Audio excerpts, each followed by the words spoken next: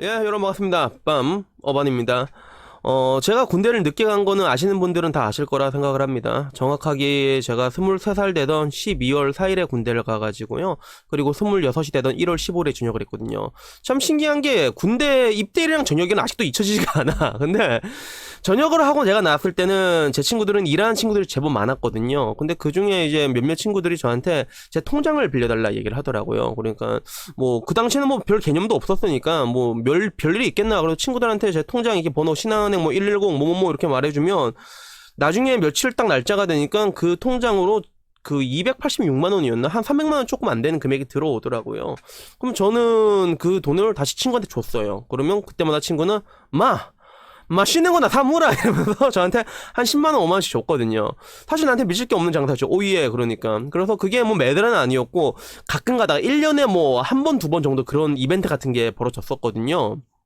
그래서 뭐 지금 생각해보면 뭐 여러분들도 대반 아시잖아요. 뭐 기업에서 공사를 하거나 뭔가 청구할 때 어떤 식으로 우리는 그런 걸 이제 뿌플에서 이게 끼워 넣는 경우가 있잖아. 그래서 친구 같은 경우도 그런 것들이에요. 저란 사람을 이제 명의를 끼워 넣었던 거지. 유령 직원 같은 걸로 끼워 넣어가지고 그 돈을 받아가지고 어떻게 보면 회사 돈을 횡령하는 거였죠. 그래서 이걸 전문 용어로 뭐라고 하냐면 슈킹이라고 합니다.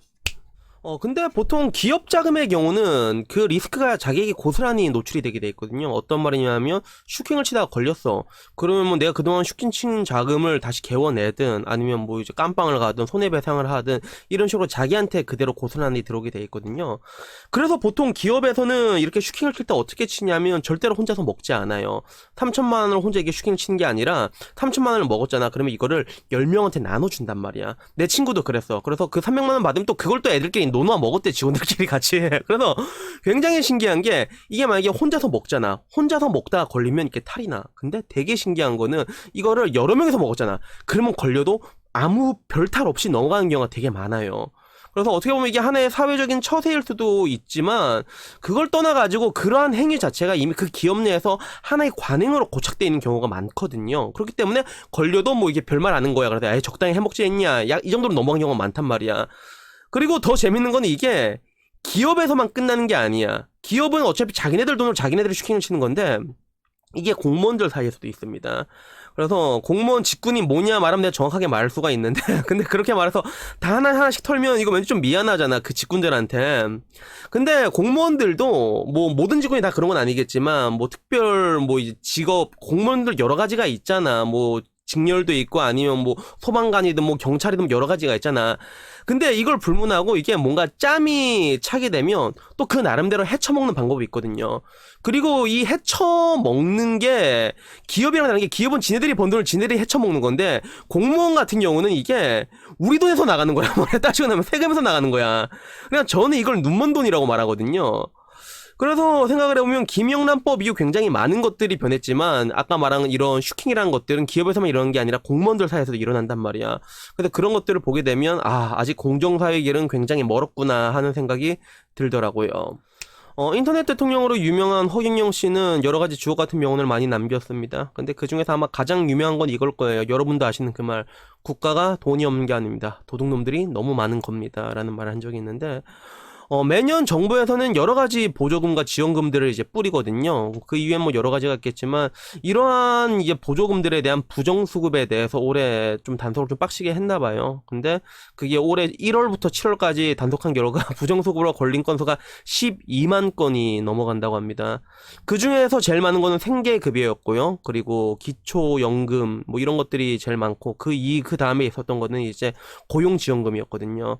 특히나 뭐 고용지원금 같은 경우는 뭐 아시겠지만 현 정부 들어가고 일자리 쪽에 엄청나게 많은 돈을 때려받고 있잖아요. 그걸로 부족해서 추경까지 해서 계속 때려받고 있는데 이런 것들이 지원되는 것들이죠. 예를 들어 뭐 청년 한 명 고용하면 뭐 900만 원씩 3년 동안 준다. 이런 식으로 지원이 되는 건데 사실 이거는 슈킹 치려고 하면 잡을 수가 없어. 그러니까 제가 했던 거랑 똑같은 거거든요. 그러니까 저 같은 경우도 없는 사람 만들어갖고 끼워갖고 일한 것처럼 돈을 준 거잖아요. 그래서 기업 내에서도 말대로 이제 뭐 아는 사람이라던가 아는 뭐 사촌이라던가 이런 식으로 해가지고 이걸 끼워놓고 일한다고 하잖아요. 그러면 이거를 진짜 잡아낼 수 있는 방법이 없단 말이야. 그래서 지금 와서 생각해보면 그래요. 언젠가는 대한민국에 갑질이 굉장히 유행한 적이 있었잖아요. 그리고 사람들이 이런 갑질, 남양유업이라던가 이 사태에 굉장히 분노했는데 나중에 지나서 이런 갑질이라는 것들이 그런 뭔가 상류층만의 전유물이 아니란 걸 우리는 알게 됐잖아. 뭐 이게 낮은 사람은 더 낮은 사람한테 갑질하고 더 낮은 사람은 더 낮은 사람한테 갑질하고 그때 사람들이 알게 된 게 이제 사람들이 갑질에 분노하는 거는 자기가 갑질을 못하기 때문에 분노하는 거구나라는 이런 것들을 깨닫게 되는데 마찬가지로 그런 것 같아요. 이런 뭔가 고위 공직자들의 부정부패에 대해서 우리가 분노하는 이유 중에 하나는 내가 못해먹기 때문에, 내가 이 눈먼 돈을 못해먹기 때문에 분노하는 게 아닐까라는 생각까지 들게 되는데, 결국에는 사실 그래요. 이런 부정수급에 대해 가지고 저는 국가적으로 굉장히 강한 그런 처벌이 필요하다 생각하거든요. 그래서 이게 말만 들었을 때 생계급여, 아니 생계급여는 좀 놔두자. 뭐 기초연금 지급, 이런 거는 가난한 사람들이 받은 거 아니냐, 봐주자, 이렇게 생각할 수 있겠는데 이게 아니야. 그 반대예요. 생계급여는 받아야 되는 사람이 받는 경우보다는 안 받아야 되는 사람이 받는 경우 되게 많거든요. 막 벤츠 끌고 다니면서. 근데 어떻게 조건 채워가지고 이렇게 받는 거야. 그런 건수가 1만 건이 넘는다고요, 그게. 기초연금도 되게 많고. 그래서 이럴 때일수록 가장 중요한 게 저는 항상 가장 중요한 시스템이라고 생각하거든요. 그래서 국가적 차원에서 이러한 부정수급에 대해 가지고 굉장히 강하게 단속을 하고 그리고 강한 페널티 그리고 강한 법률로 다스렸으면 좋겠다 하는 생각이 문득 들었습니다.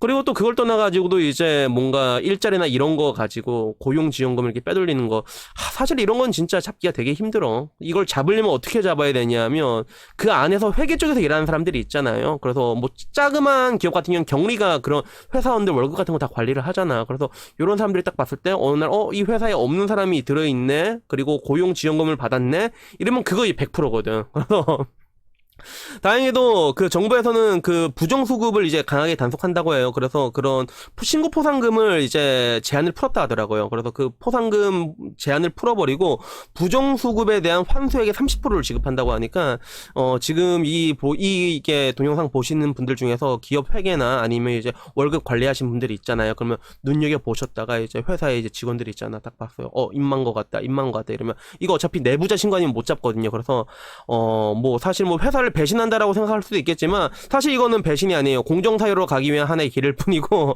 그리고 막말로 예수도 가론유다한테 은삼십에 팔아넘긴 마당에 뭐 이런 거 뭐 어떻게 뭐 해야죠. 정의사회 구현해야죠. 그러니까 이 보신 분들 중에서 이제 회계 쪽에 일하신 분들이 있으면 이런 거 봐가지고 신고 빡빡 때려가지고 우리 모두 정의사회를 구현했으면 합니다. 이상입니다.